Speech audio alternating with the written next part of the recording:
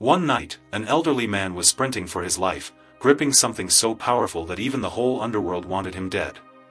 A pack of criminals chased him like starving wolves. Suddenly, a young man stepped in, seized one of their arms, and snapped it. Terrified by his strength, the thief ran away. The old man looked at Saji and thanked him, saying, "People like you, who protect others, are the ones who deserve to hold power, not anyone else." Then he pulled out something that looked like an amulet or seal from his bag and handed it to Saji. The moment it touched his hand, electricity surged through his body. The seal fused into his skin, turning into a tattoo on his hand. Confused, Saji asked what the mark was, but the old man said nothing and walked off. And just like that, the day ended. The next morning, Saji was late for class. A girl suddenly appeared in front of him, and he almost crashed into her, but her reflexes were unbelievably fast. She threw a sweeping punch that sent him flying across the street. Realizing what she'd done, she rushed over, apologizing, "I'm sorry, that was just a reflex. I didn't mean to hurt you," and reached for his hand to check if he was okay. She looked embarrassed, mumbled something, and hurried away. Later, she stopped to buy something while Saji waited nearby. When he stepped aside to take a call, the same girl called out again, apologizing once more, but suddenly grabbed his phone and ran. Saji didn't hesitate. He sprinted after her, chasing her through narrow streets until she slipped into an abandoned factory. He followed her inside and found her waiting, as if she'd planned it. "Where did you get that seal?" she demanded. "You're one of the traitors. You have to die." He froze, confused. Before he could answer, she attacked. He barely dodged her strikes, not wanting to hurt her, but her movements were precise and brutal. When he blocked one blow, pain shot through his wrist. Frustrated, he shouted that he wouldn't hold back anymore, grabbed her hands, and was about to throw her down. But she smashed his phone over his head. Dazed, he stumbled back as a car screeched to a stop outside. She lunged again, attacking from every angle while he struggled to block. Finally, she knocked him down and leapt high, weapon raised for the final strike. Saji thought it was over, but the sword slammed into the ground beside his face. Breathing hard, the girl stared at him, realizing he truly had no idea about the seals or their power. As Saji caught his breath, he demanded to know why she'd attacked him. The girl softened. "I'm sorry," she said quietly. "My name's Easy. I work with intelligence." She showed him a glowing seal on her own hand and explained that she'd come to reclaim his because it granted extraordinary power. Taking out a piece of chalk, she touched it with her sealed hand. The air shimmered. Light gathered in her palm, humming louder, then exploded in a brilliant burst. Smoke swirled between them. Through the haze, she said in a low voice, "Now imagine hundreds of people with power like this in the wrong hands." The words sent a chill through him. He didn't need more explanation. The danger was obvious. Saji stared at the fading glow, realizing how dangerous his tattoo might be. Easy looked away, almost sadly, then told him her mission was to stop those who used their seals to hurt and enslave others. Nations were already fighting to obtain them, and chaos was spreading. Without another word, she turned and walked away. Saji stood there in silence, the echo of her words hanging heavy in the air. At home, his grandfather was furious. "You lost your phone and got beaten up after all these years of training," he shouted, lightly smacking him with a cane. "The old man was a martial arts master who taught you to protect the weak. You're staying extra hours at the dojo until you toughen up," he said. The next day, Saji sat in class, his face still bruised. His classmates whispered, but he ignored them. Across the street, Easy watched him from a window. Her assistant urged, "We should report him. If anyone finds out you spared a seal holder, we're finished." But she refused. "He got it by accident. I'll keep him safe." From that day on, she followed him everywhere. Saji noticed but pretended not to. One evening, walking home with his friend Tuka, he sensed her presence again. Tuka turned angrily and shouted, "What do you want from us?" thinking Easy was spying.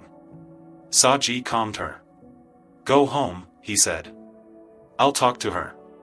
When they were alone, he said, "I tried what you showed me with the chalk, but nothing happened. Maybe you were wrong." Easy smiled faintly.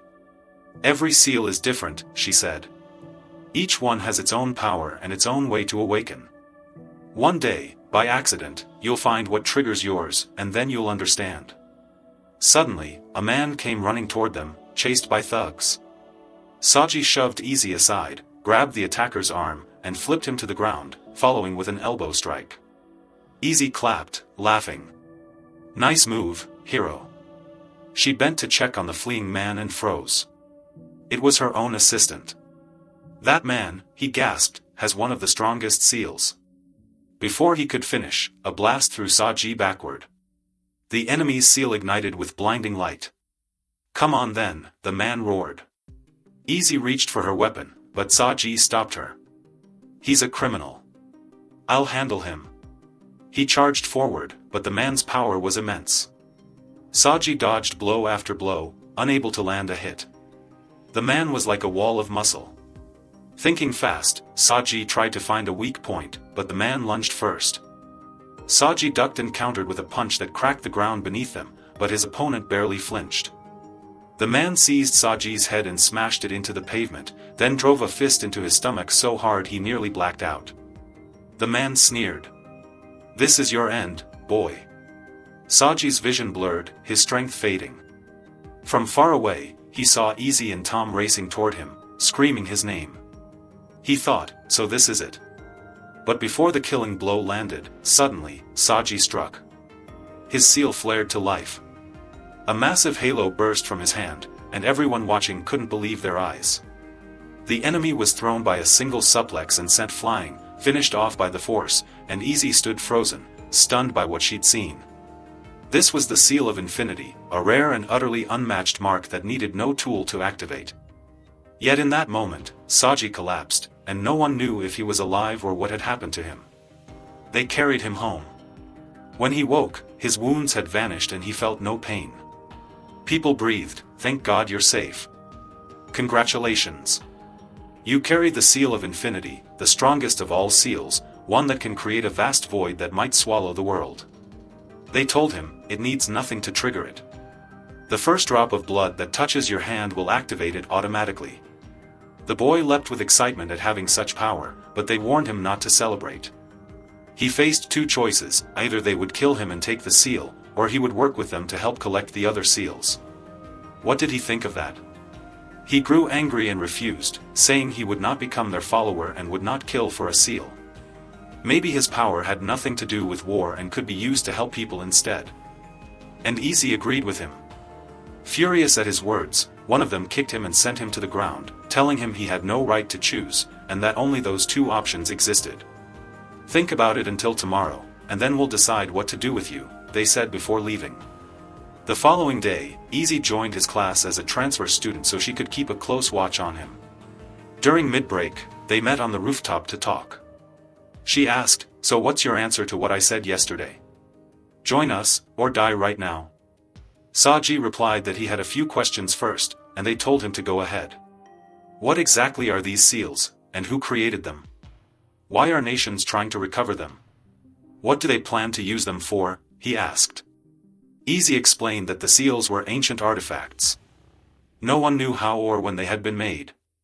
But after the state revealed a new weapon and its destructive power, everyone feared someone might turn the seals against them. That fear pushed nations to scour the world. Many seals were stolen, and their mission was to retrieve them before any country could get hold of them. If war ever broke out using that power, it would mean total annihilation. Saji understood and agreed to help, warning them that if they ever harmed innocent people, he would be the first to oppose them. They accepted his condition and left. Meanwhile, in another place, a woman stormed the royal palace and massacred everyone inside. Her seal was overwhelmingly powerful, and her goal was to collect the remaining seals, overthrow the state, and crown herself queen.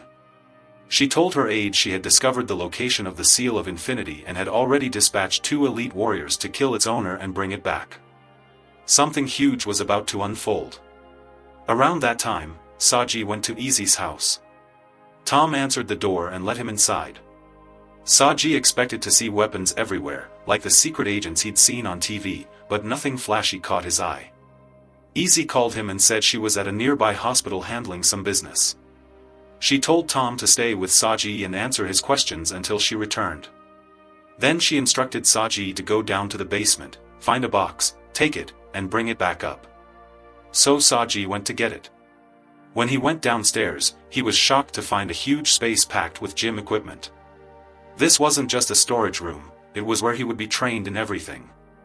At the same time, Easy was setting up seal detection devices. If a seal was activated near the hospital, the system would pick it up and send a signal. The instant she turned them on, they detected an activation nearby. Before she could even turn around, a man appeared behind her and attacked, smashing the wall beside her. She wasn't hurt. She demanded, "Who are you, and why are you here?" He replied, "Has the king been killed? I'm an envoy of the new queen.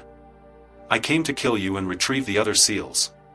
She was stunned that they already knew about the Seal of Infinity. He attacked with full force, but she blocked easily, dodged with skill, slipped beneath him, and shattered everything around as he thought he'd struck her. In that moment, Easy snapped a piece of chalk, focused her power, grabbed a stone, turned it into a bomb, threw it at him, detonated it, and then fled. She raced home, knowing someone would target Saji. At that exact moment, the door started to rattle. Someone went to open it, but before it could fully open, Saji arrived to find the doorway smashed and split in two. To his shock, Tuka had done it. He rushed inside and saw her standing there in a wild, vengeful daze, eyes blazing as if she wanted to kill him. For a moment, he couldn't understand what was happening, until the memory clicked. A few hours earlier, Tuka had seen Saji coming here. Thinking he was betraying her, she followed him to find out where he was going. She was relieved when she saw Tom open the door and realized he was back home, until a terrifying girl suddenly appeared in front of her.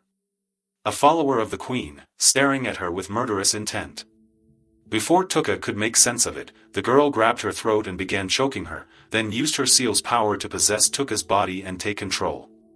Saji watched in shocked confusion and cried, "What's happening to you?" Tom shouted anxiously, "Take the blood in the bag and activate your power now." "I'll go get it." Under the other girl's control, Tuka attacked. Saji dodged desperately, trying not to hurt her, but she slammed him into the wall, and he felt his shoulder get pierced. As he struggled, he tried talking to Tuka, but she didn't respond. She was trapped inside her own body, and the possessed girl prepared to finish him, her eyes cold and merciless. At that moment, Tuka's consciousness broke through in flashes of memory. She remembered Saji protecting her when people used to harass her back when she was weak. Gathering all her strength, she fought back and shouted, "I won't let you die." She summoned her courage, poured everything she had into it, and hurled Vela away. Seeing the opening, Saji and Tom acted together. Tom drew on his resolve and activated his seal, and together they forced Vela out of Tuka's body. Vela, enraged, drew her weapons and lunged again. But Saji stepped in at the last second and blocked her attack with his sealed hand. The seal erupted with terrifying power, his strength skyrocketing as he shouted that she would die. The blast tore half the house apart. By sheer luck, Tuka escaped in the chaos and climbed onto a nearby rooftop. Realizing that if she stayed, she would be finished, Vela left and walked away. Tuka staggered back to Saji, who was bleeding badly and shaken. She held him close and whispered, "I'll understand everything later. Just stay with me. What matters is you're alive and safe." Izzy arrived and stood on the rubble that remained of the house, stunned. She asked if she had the wrong address, then recognized Tom and confirmed it really was her place. 3 days later, the injured were recovering, and they began training, learning how to develop and control their seal energy. Izzy watched Tuka and was amazed that such a childish-looking face could hide such overwhelming power. Tuka explained that she wasn't as small as she looked. Her troubles had been building for years because of the seal inside her. She warned Saji that if he overused his power, his body might not survive the strain. He nodded in agreement, then helped dress her wound and placed a bandage over the mark to protect it. When Saji asked where Tuka's tattoo had come from, she told him it had appeared when Vela possessed her. A fragment of that power had been left behind.